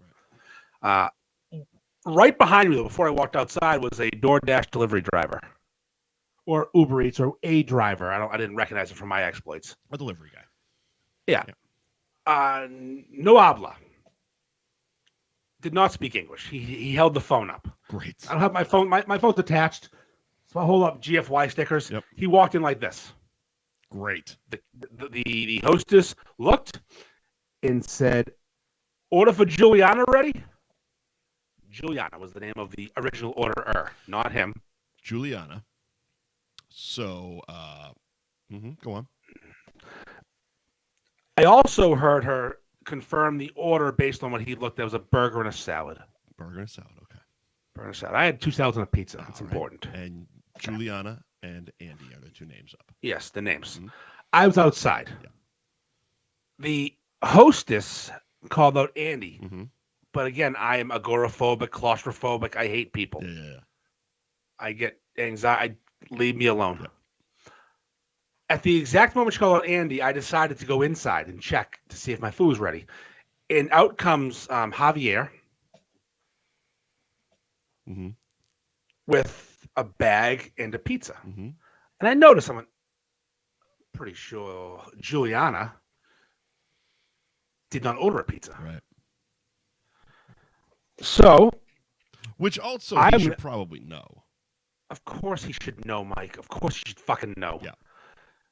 This is why he's cunt of the week. Yeah. I walk inside and the hostess looks at me, looks at the man leaving, and it all comes to fruition. And I text my wife and I go, I'm 80% sure some DoorDash driver just took our food. Yep. I'll check back in a minute. And the woman won't come over to me. She won't talk to me. She just keeps looking at me and looking around and looking at slips and looking around. Yep. And she walks up. She goes, I think the DoorDash driver took your food. I said, yeah, I think you're right. Mm-hmm. And I go, what are we going to do? And she goes, we're going to make your food. Mm-hmm. So I go up, I guess I'll go get a drink. Sure. Go to the bar, grab a seat. And again, it's a tiny place. And to my left, 5 feet away, is the expedite station where they're doing takeout orders and they're dealing. The whole situation's all happening to my right. And the fucking look in their face, the scared look. Mm-hmm. And they keep looking at me, and I'm getting pissed. I'm like, motherfucker, this is stupid. Right. Make my food. Right. They have one of those $1 million ovens that makes pizza in 30 seconds. Right. Hurry up. Right. It's a salad. 2 salads and a pizza. Let's go. So manager gets involved. Food comes out actually pretty quick considering the situation. Right. And she walks over and she's wicked polite. She apologizes. Again, shit happens. It's not their fault. The guy heard Andy and raised his fucking hand and took my food. Right. So I go, appreciate it, thank you. I have like half a vodka drink left in front of me. Sure.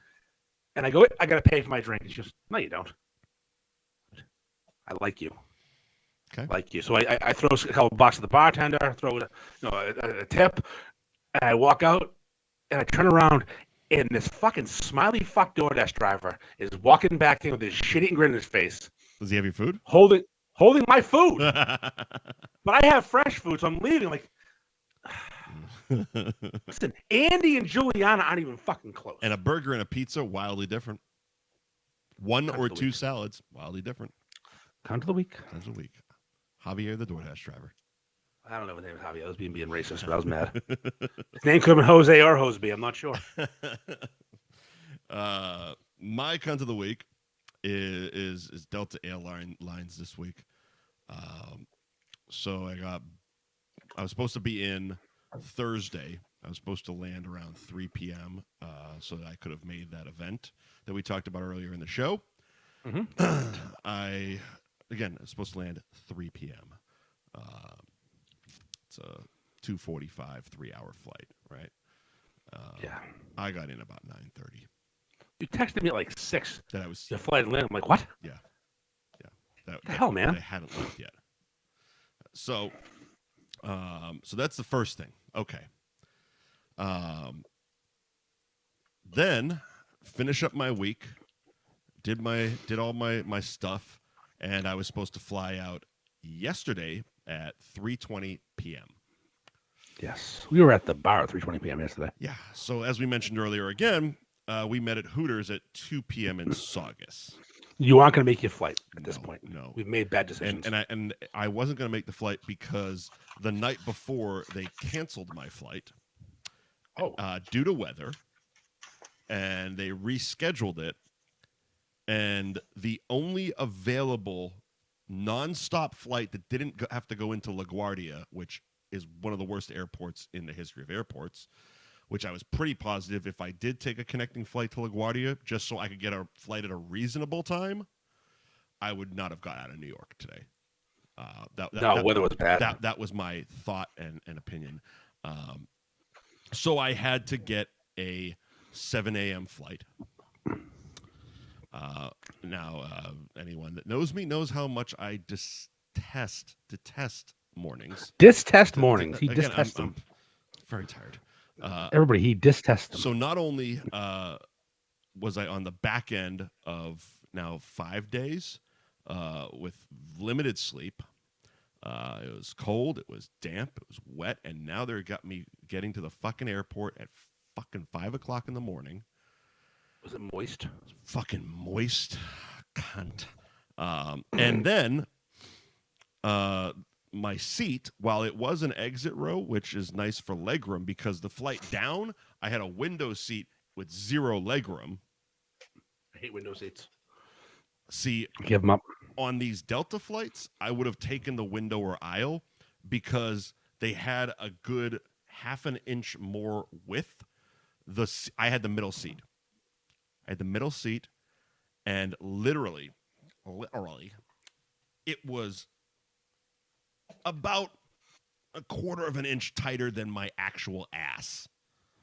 So I just shoved my body down into this thing.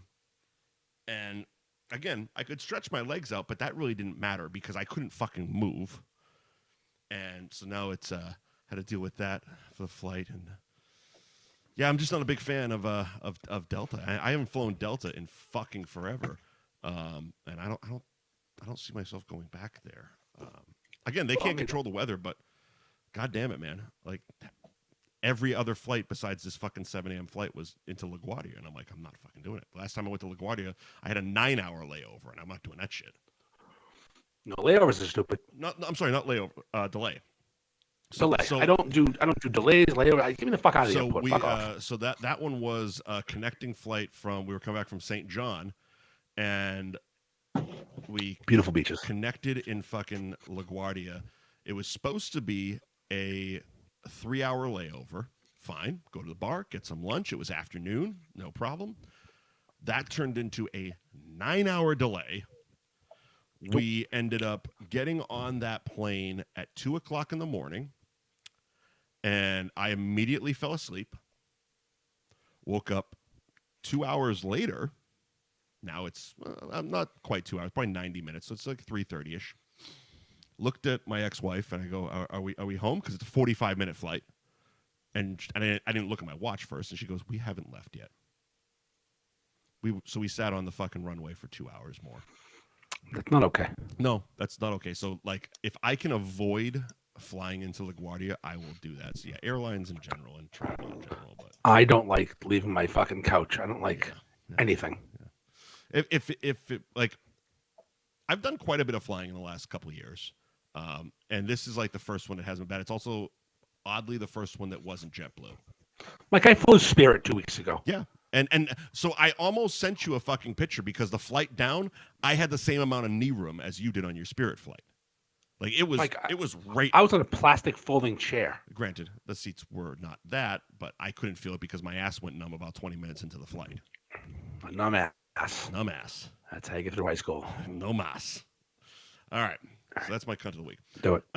Thank you to our sponsors, Patty Kelly's, 154 Washington Street in Peabody. At Patty Kelly's on Instagram. Doing the karaoke Monday and Wednesday nights. Brunch Friday through Sunday, noon to 3. And, of course, open daily till 1 in the morning. Gary Girolamo Group of Cross Country Mortgage at Buy and Refi on Instagram. CrossCountryMortgage.com is the website. Ben Franklin Print Company, 177 North Main Street in Middleton. At Ben Franklin _Printco on Instagram, and BenFranklinPrintco.com is the website. And if you mention F Buddies, you get 10% off your next order, kid. Nick's Place, the locations, all of their locations can be found at Nick's Place online, including the newest location of Hampton Falls, New Hampshire. You can also order online, nicksplaceonline.com. You can pick up their salad dressing there as well, and you can find them. You can find them on Instagram at nicksplace.online. Fibba McGee's in Beverly. Fibba's Kid. 102 Cabot Street in Beverly, and their hours are Sundays 11:30 a.m. to 11 p.m., Monday through Thursday 4 p.m. to midnight, Friday and Saturdays 11:30 a.m. to 1 in the morning. You can find them at fibbersbeverly.com or at Fibber McGee's Beverly on Instagram. Londy's Roast Beef and Pizza in North Andover, 350 Winthrop Ave, North Andover to be exact. Their hours are 11 a.m. to 9 p.m. Monday through Saturday, closed on Sundays. Find them on Instagram at Londy's Roast Beef, and londysroastbeef.com is their website. Andy, anything else? I see you flipping pages. Are all the calendars sold out? No. There are calendars available. All right. It's wholesome in the front. Bunch of babies. It's not inside these pages, though. Bunch of babies with junior beef onesies? I mean, look at fucking February. Because we start in February. Okay. Because I'm late to the game, so we have February 2023 to January 2024. Fucking legs and beef, kid. There's some calendars available. All right. So where would we go to pick up said calendars? North Shore Beef's merch. Okay. There you go. NorthShoreBeefsMerch.com. Get yourself a calendar. All right. Anything else? .com. Go fuck yourself. All right. We'll see you next Tuesday, guys. Fuck yourself.